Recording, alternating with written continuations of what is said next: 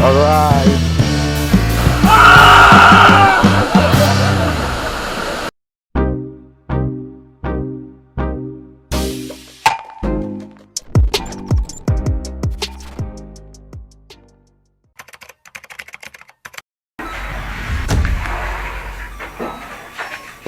Yo, simba si Melay. Ben, simba ka be? Bago ang lang. Sa ating pinsala, kapatawaran, ang sa ating pagdududa,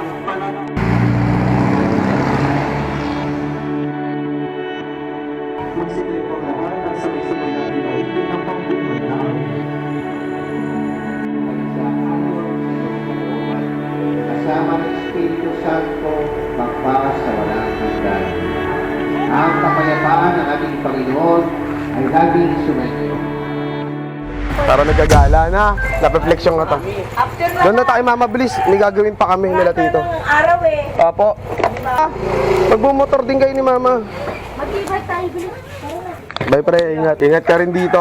Bye-bye.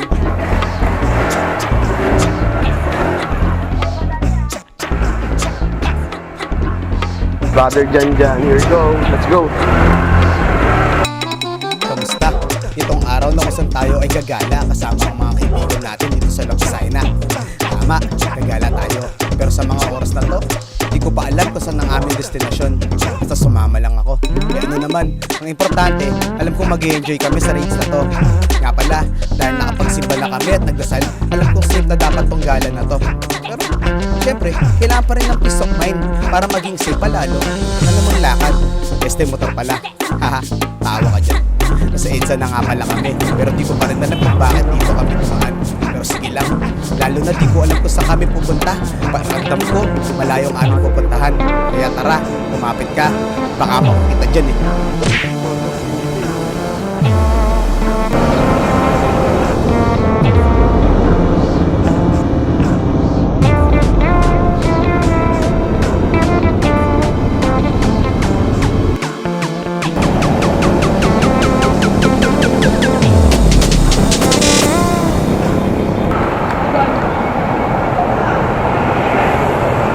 Siya nga yun, nakapulang helmet yung asawa niyo doon. Tapos ito nga pala, may aberya.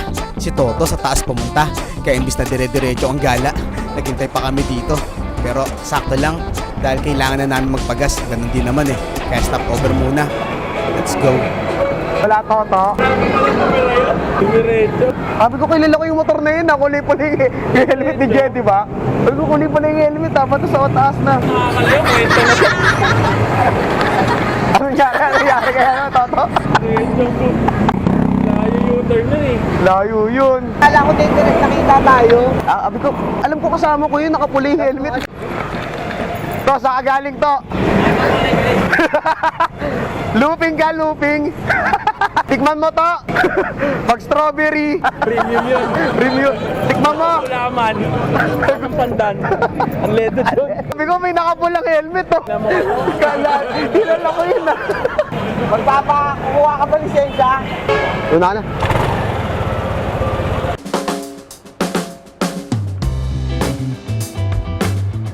Okay. At yun na nga, sa mga oras na to, alam ko na kahit papaano kung saan tayo pupunta. Gano? Mag Laguna Loop. Yung iikutin ng paligid ng Laguna Bay, kung saan madadaanan natin ang ilang bayan ng Rizal, Quezon at Laguna. Sige. Kapul. Parang ako sa hula ko, malayo at mahaba tong biyahe na to. Pero sige lang, ang importante, alam nyo na yun. At kung napansin nyo, sa EDSA tayo dumaan kanina, kagagawa nyo ni Maki. Looping daw, ikutin ng EDSA. Loko eh, pero sige lang, trip nyo yan. Kasama ako sa inyo, huwag lang sa kasamaan. Nandito na ako eh, ano pong magagawa ko, di ba?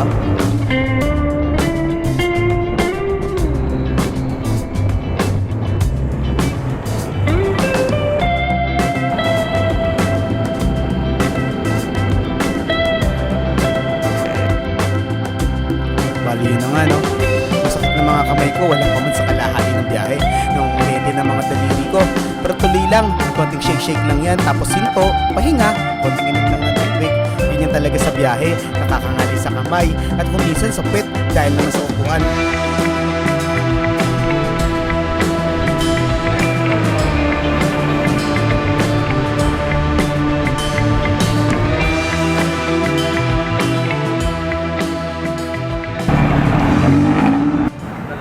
Pero nasa ano yan?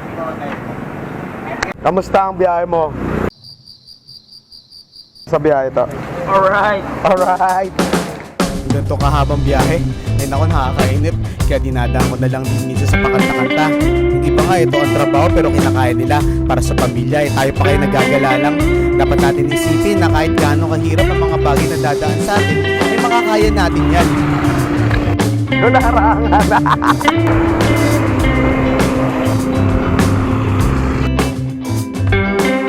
Ganyan ang tinuro sa akin ang biyahe na to. Malayo man, makakarating din. Mahirap ba? Matatapos mo din yan. Kaya huwag tayong basta-basta susuko. Yung iba nga kinakaya nila, tayo pa kaya. Basic, kaya mo yan.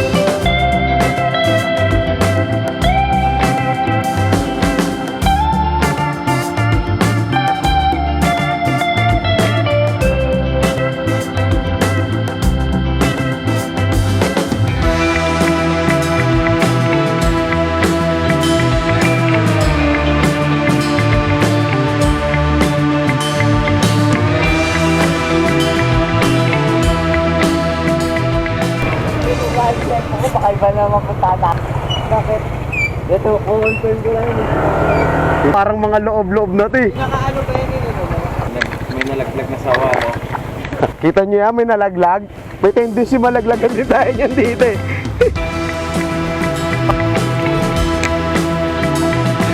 At sa wakas, sa haba-haba ng biyahe namin, na halos 4 na oras mahigit,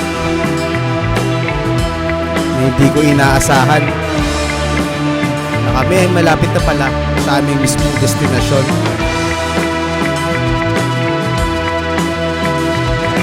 Mahaba yung biyahe, pero parang naging sulit lalo kasi pagpunta namin dito, sobrang ganda, sobrang maaliwalas at sobrang lamig. Kaya wala nang paligoy-ligoy pa. Tara, simulan na natin ang kasiyahan. Let's go! Kapag dala ng cord eh. Sige, layuan nyo pa. Dinulo nyo pa talaga.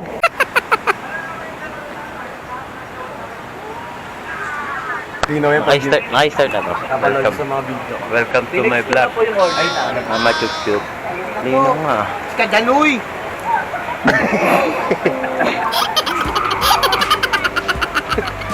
Pero doon tayo sa pool. Parang baka. Sana yung muscle mo rin. Kasi ati yun. Then, tapos sa gilid lang daw, nagigit na eh. Baka daw tanga yun eh. Kung alam eh. Alam ko pag gilid ko eh. Ikaw dito? Oo. Wow!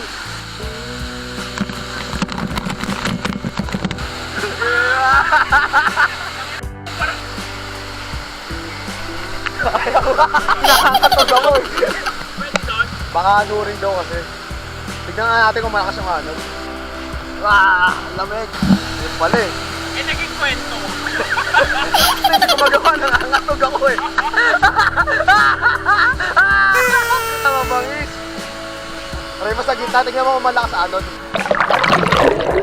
Sarap, ang lamig.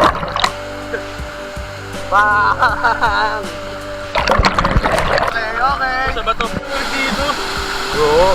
Ginabari. Ang lamig ng tubig. Parang binabara ng... Ha? Magawa mo Huwag ano? niyo ako tatagsak. Hindi, post ko pa ito matagal pa. Mga January ba? Matawag dito.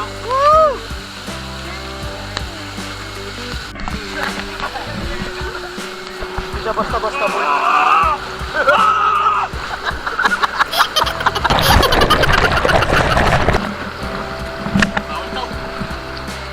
Yawa tayo ni Manong eh.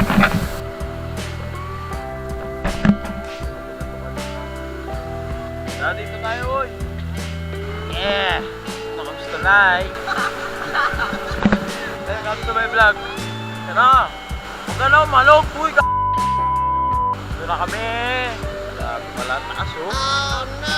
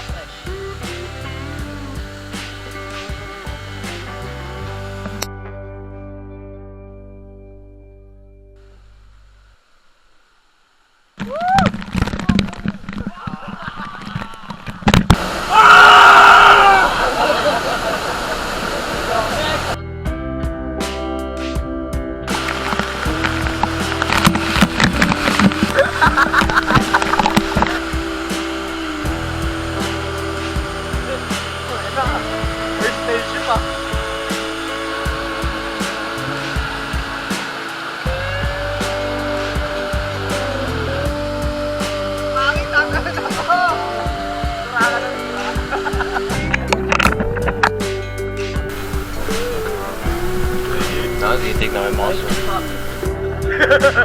Gulat ka, no? Parang sa kondo pag may sulot.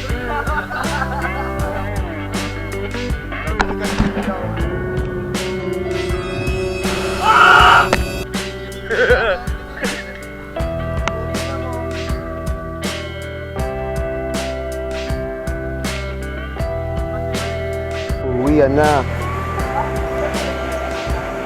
Nabibigay ko doon gala, kuya. Ang daming gamit, kumain mo. Kuya, sobra sa akin eh. Hindi naman nagalaw yung mga food pack. Thank you, boss. Thank you, boss.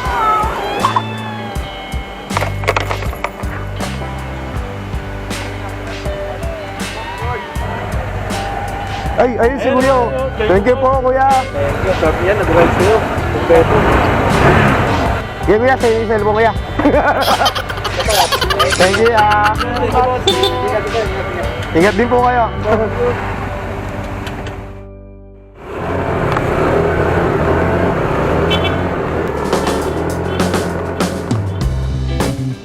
Uwian na. Kaya ito na naman tayo. Hindi naman lungkot. Dahil parang matatapos na naman ang araw na to. Well, sa ilang oras na pagtatagal namin sa Diliwatan Resort, grabe yung saya. Napakasaya. Kahit ilang oras lang ang tinagal namin dito, iilan lang kami, pero parang dinala namin ang buong lugar namin dito. Kasi dito sa amin, kami ang magkakapit bahay. Na parang nasa isang sala lang kami pag nasa iskinita na at nakatambay. Yun ang kagandahan kapag kilala, kapitbahay o kapamilya kasama mo sa mga gantong adventure. Oo, minsan okay lang mag-isa, pero iba pa rin pag may kasama ka. Lahat ng plano ay nagiging posible dahil sa kanila. Sila magsasabi sa'yo na kaya mo yan, tara sama ka. Wala yan, madali lang yan. Dahil sa panahon na piling mo, pakiramdam mo na di mo kayang ilang bagay na dadaan sa buhay mo. Minsan lang itong gantong biyahe, kaya nga sumama ako eh. Ang gandaan nito, may video. Kahit pa paano, kung sakali man, o di masundan to, pero tayo pwedeng balikan. Dahil sa video na to, makapture lahat ng maganda at masayang alaala kagaya nito. Kahit sa simpleng gadget lang na meron tayo, mas lang yan, mas meron tayong alaala na mababalikan. Dalang nakaraan ay di mo na pwedeng balikan, pero pwede mong tanawin. So bali hanggang dito na lang, mahaba na ang video na to. Sana nag-enjoy ka sa panonood. Mga pala si Jones at itong Jones TV, baka ma-hook kita dyan eh. Yung lungulo ko nakapasok dito. Di ba ano yan? Alam ko yung salamin na yung nilalagyan ng langis, di ba? Yung salamin yung nilalagyan ng langis. Salamat po.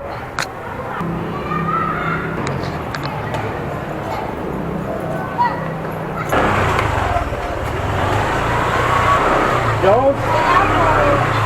Mac, pasuyo ako, Mac. Lagay ko lang dyan. Kanina pa ako dito eh. Ha? Sa bisita kami dumiretso Hindi na eh. maghintayan. Doon kami naghintay sa bisita lahat eh. Enjoy pero nakakapagod na. Nakakapagod pala pero. Minsan lang yun, pre. Kaya nga. Matagal na susundan yun. Oo. Mga next week. Buti nga si... kuya. Dapat di ako sasama. Ayoko. Sabi ko, kung di naman ganun ka, importante masyadong lakad. Tinignan ko muna yung mga kasama, sino-sino ba? Ay, si Maki kasama si Maki. Tama agad ako. Si Maki yan eh. Minsan mo lang makakasama sa buhay mo yan eh. Isang pribilehiyo kung makasama mo yung tao na yan. Kaya, pag nag-ayayan, pre, alis tayo, sama ka. Sama agad ako. Okay. Bali, yun na nga boy, no? Ito na yung ating last video sa vlog na ngayon. Sa araw na to, baka makakita dyan eh.